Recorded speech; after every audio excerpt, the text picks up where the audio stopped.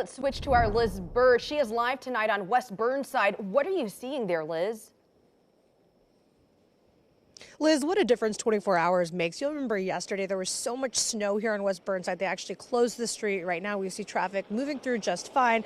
But there is that issue Travis was talking about. We saw the snow melting today, but now the temperature is dropping and it's refreezing. So be careful out there on the roads. And we know so many cars were left abandoned last night.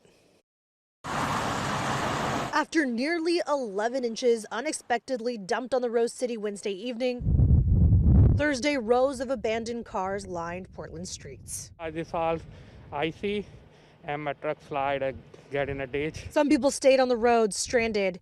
Assad Bashir tells me he's been on Northeast 82nd Avenue since yesterday. Call the tow truck and they said might be 10 hours before we get you. People were also in hours of traffic last night. Hop on I-5. Wasn't that bad until I got to around exit 294. Turned to snow, things started slowing down. That's kind of normal that time of day. And then 9 hours later, I got 4 miles. Former Coin 6 News employee Justin McWhirter was just trying to get home yesterday. Stopped at the grocery store, got some perishable items, including shrimp for dinner. And 9 hours later, in non-refrigerated situations, they did not make it.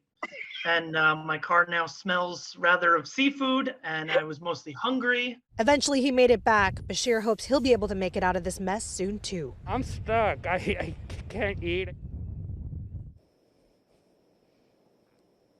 Certainly feel for everybody who's been stuck out on the roads. I know I saw multiple horror stories from my friends who were posting on social media saying they were stuck on the freeway. For some people like Justin, just pretty much all night, didn't even get home until the middle of the night. So hopefully not the situation this evening. I do want to say even the roads have gotten a little bit better.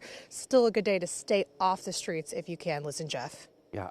In my 40 years of reporting here in Portland, I have never seen gridlock like we had last night as we got off the 11 o'clock news. Everything at a standstill. Liz, great reporting. Thank you. Yeah, and with this impacting so many of you, loved ones, friends, coworkers, many of you did ask us why freeways even stayed open overnight. So we took those questions directly to ODOT today.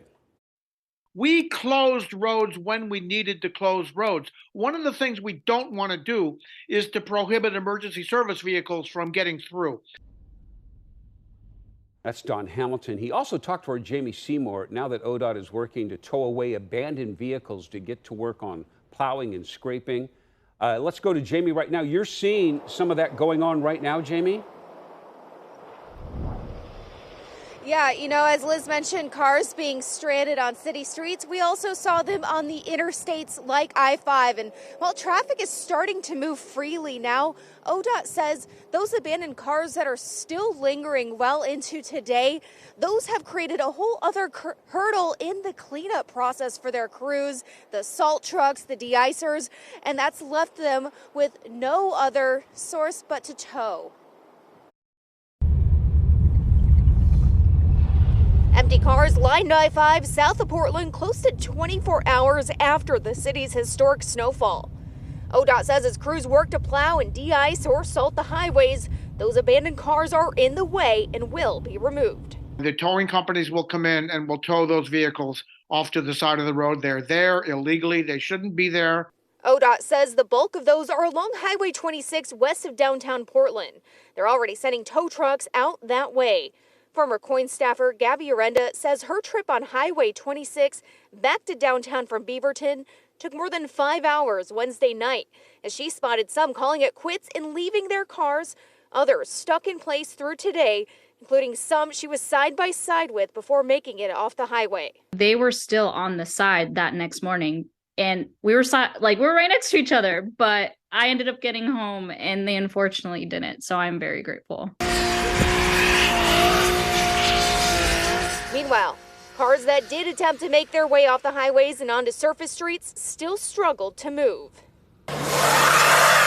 Many left stuck on off-ramps like this one off I-5 northbound at Macadam, the steep hill lined with cars. Some drivers telling Coin they've been there since 5 the night before. One traveler from Ontario was heading back to Canada from Palm Springs when he decided to pull off at Macadam. Lucked out. They were here and I was just able to pull right in behind them. And I didn't want to be parked close to the intersection because, you know, we can see the truck there and a couple other cars slid through. So I was able to find that. I was far enough up. He says while he sympathizes with those stuck in their cars overnight, he's lucky he happened to be prepared. It's not that bad. If you're going to be stranded somewhere, well, it's a pretty city and life is good inside the Airstream, so they're rare. And again, as we mentioned earlier, ODOT is now towing any of those abandoned vehicles on the interstates or the highways.